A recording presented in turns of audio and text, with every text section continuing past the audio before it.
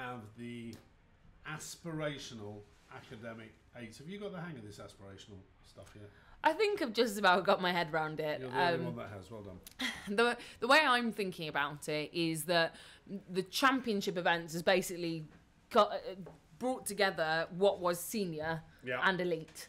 And it means that the top end of senior are now competing with the championship sort of elite level. Yeah. And the bottom end of what was senior are now in this aspirational event. And it's up the quality of both events, I think, the championship event and the aspirational. It has made both events bigger and it's much tougher to win now. But I think that's only a good thing. You know, you want to feel a sense of achievement in winning one of these events. So it's made these categories much more competitive, and this aspirational academic 8s category, what used to be known as academic 8s, but just with a slightly different criteria for eligibility, is always a really competitive one. And I think with the new changes this year, it's only going to make it much harder to win. And lining up on the start there, you'll be able to see finalists from last year's academic 8s final, Oxford Brookes University, and on the right hand side of your picture it's the University of Rhode Island, USA B. They're on the start and ready to go. Just round up those results there for us, Camilla. Yeah, so just to give you a roundup of those J16 quadruple sculls, it was a win for Henley Rowing Club by 4.5 lengths in race 203. In race 204, Surbiton High School by a length and a third. Oh, apologies. Yeah, we'll just refresh those. Just refresh those results there. Maybe we'll do that in a second. Right, Camilla, off they go. Oxford Brookes. So I'll bring you back to this race here in the aspirational academic 8s, and a good start for Oxford Brookes. It seems just half a canvas to them halfway down the island.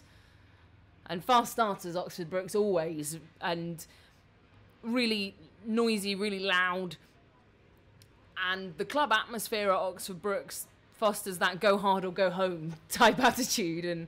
And they'll be really miffed to have missed the title in this event last year. And this is only the quarter-final stages. But I think they've got a point to prove that they can win academic 8s. And they've tried for the last couple of years, and Newcastle have beaten them to it for the last couple of years, and we'll see them come down in a couple of races' time. But Oxford Brookes on a mission.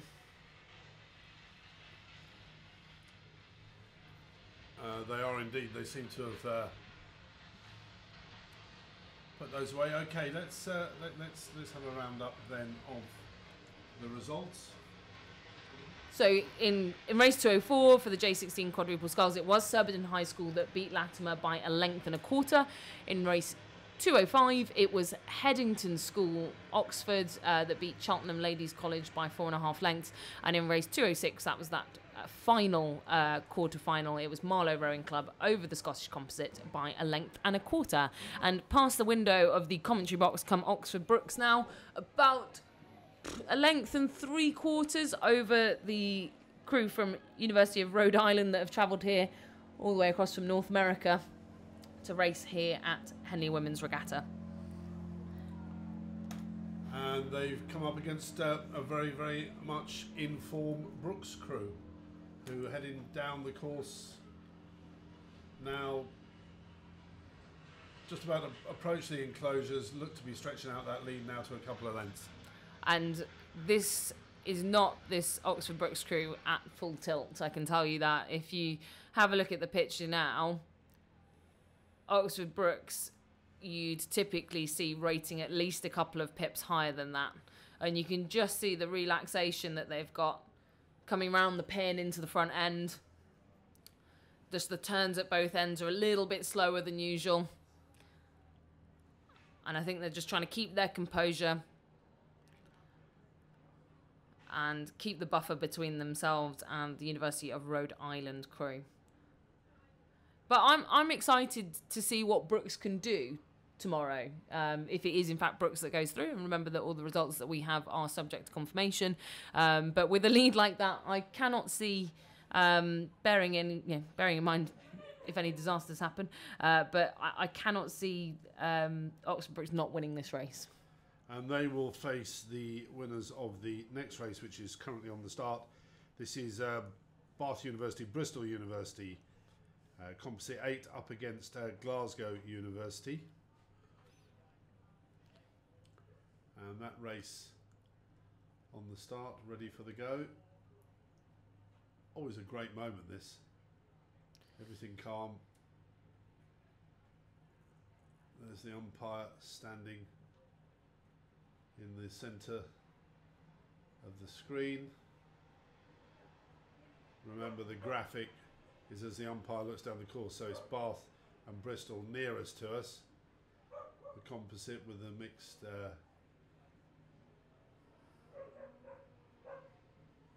boat, and on the far side, Glasgow get away, and just brilliant, isn't it, watching eights? Eights, and particularly the academic eights in this aspirational category are some of my favourite ones to watch. And I think just because everyone's so passionate about it, and a lot of these students will have been at university working towards the same goal, and for a lot of these students, Henley Women's is the pinnacle of their season, and they really do lay it all out on the table when coming to race here on the Thames. And it is the composite crew from Bath and Bristol that have got the better of Glasgow off the start. The Bath and Bristol composite, you'll be able to see there the Bath rowers in the blue and yellow, the Bristol rowers in that fantastic checkerboard maroon and black. And they've come together to utilise the new rule that you can do composites now in these academic categories. And both clubs row on the same stretch of water down on the Avon, just in the sort of southwest area of the Midlands. And they've now got just over a length over the crew from Glasgow University.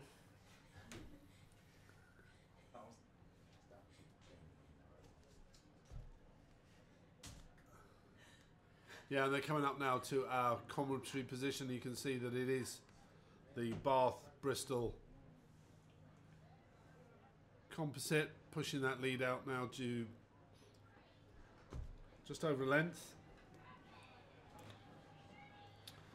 And it's really noisy, actually. Both Coxes are quite vocal in this quarterfinal for the aspirational academic eights.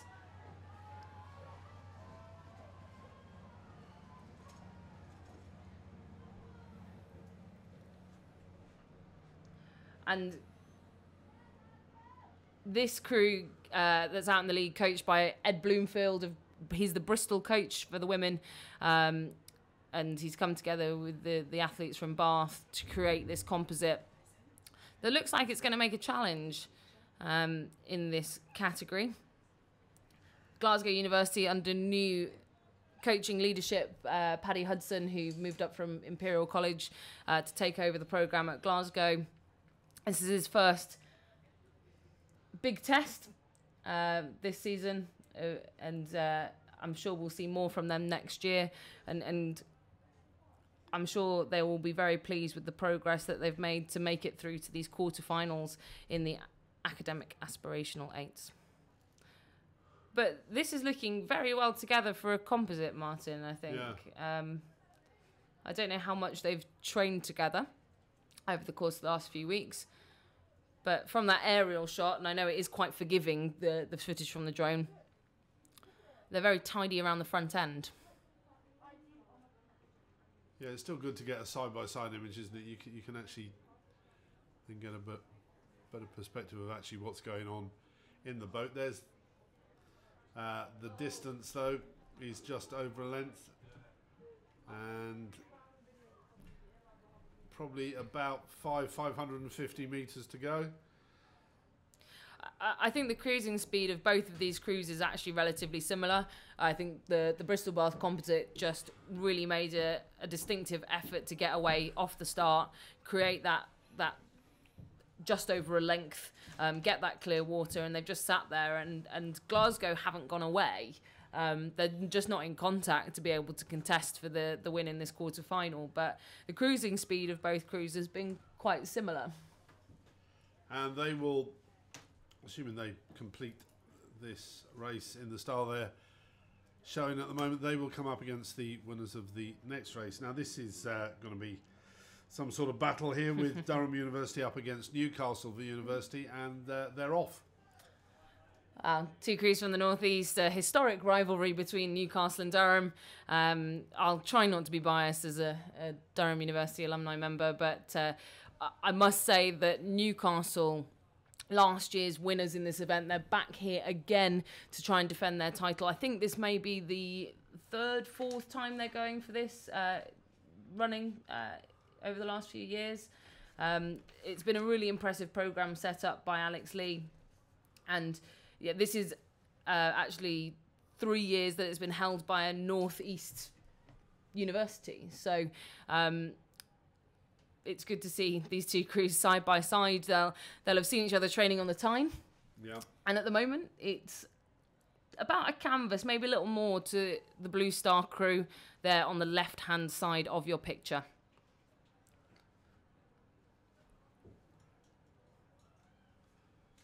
And that's moving up now. Is it bit by bit? Have they got maybe quarter of a length? Yeah, third of a length maybe.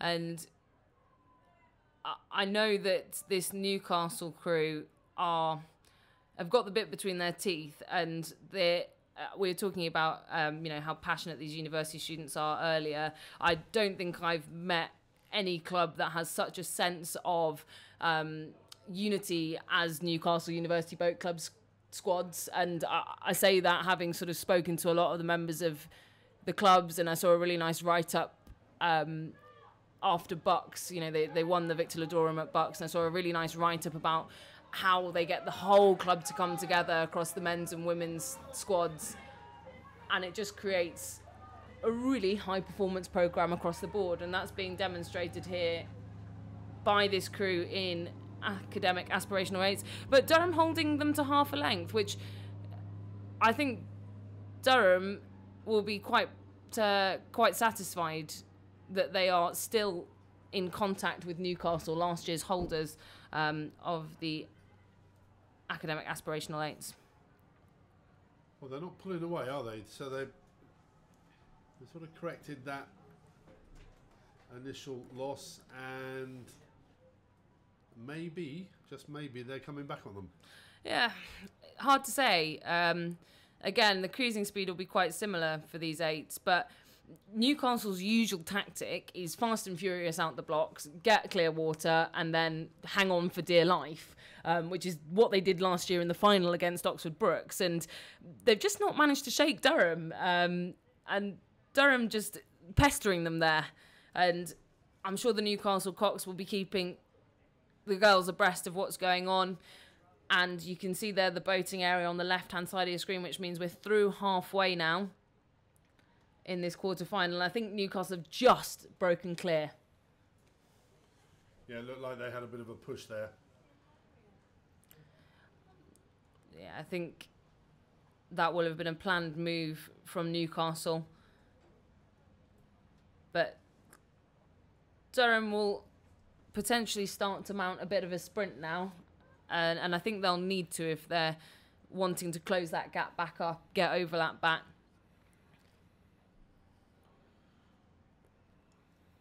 And I know this Durham crew is a mix of athletes that are leaving the university this year. So this will be their final Henley Women's Regatta racing under the Platinate colours. So they'll be really keen to make an impression and leave everything out on the water. But this Newcastle crew are looking very strong, and they will go on to face whoever is the winner of the next race, which will be either Oxford Brookes B or Mount St Joseph. But now Mount St Joseph, I think they brought 3 eights over, didn't they? And last weekend, I think this was the 8 that won at Reading. Ah, right, okay, the Reading Amateur Regatta. Yeah.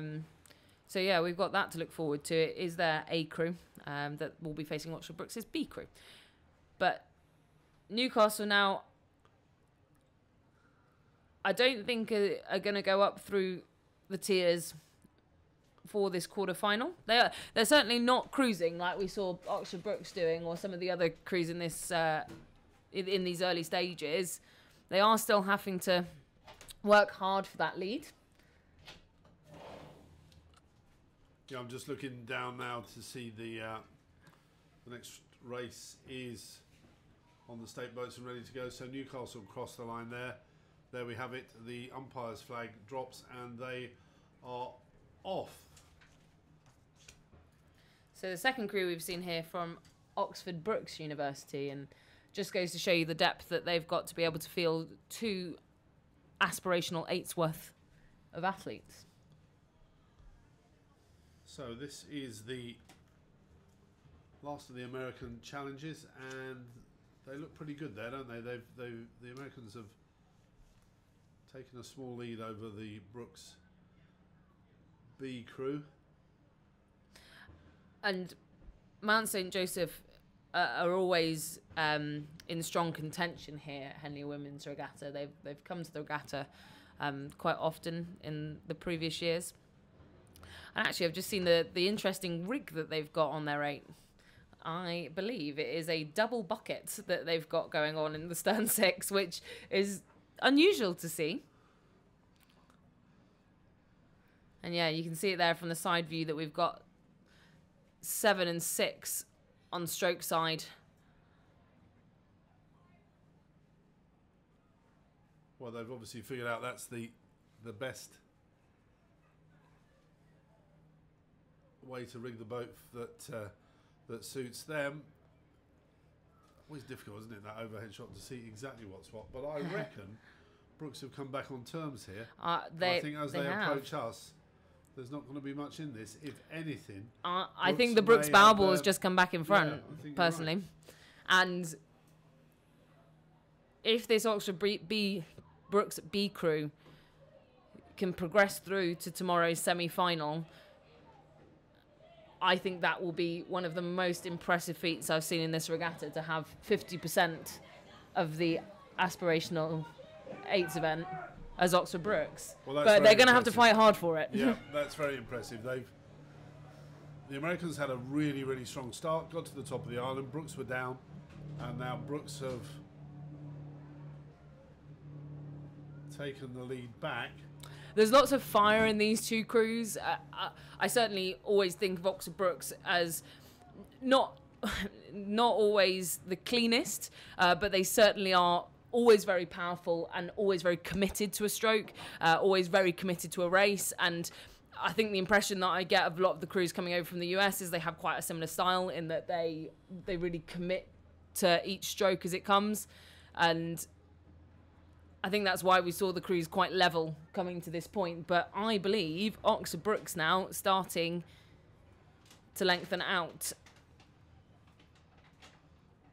And perhaps they are just that little bit cleaner than the crew from the USA, the Mount St. Joseph crew.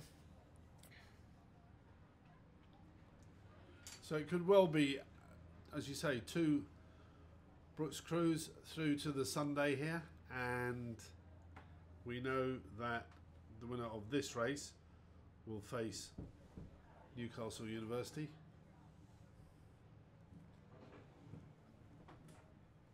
And the next race has just got underway. That's the aspirational academic Coxless for St Andrews University and Edinburgh University. Another Scottish battle taking place down here, and south of the border. They've certainly proved worth watching, the Coxless boats, particularly as they get to the end of the island there. But the steering on these 2 is looking pretty good at the moment. And if you look in the top right-hand picture of your screen, I think Oxford Brookes B crew have got this sewn up now. Yeah, they went through, didn't they? Over a length now, coming into the finishing straight for them. And I must say, as I said at the start of that race, that has to be one of the most impressive things today, I think, personally, to get 50% of your crews through to to the Sunday of Henley Women's. That's really good, and you can see them cross the line. Scottish.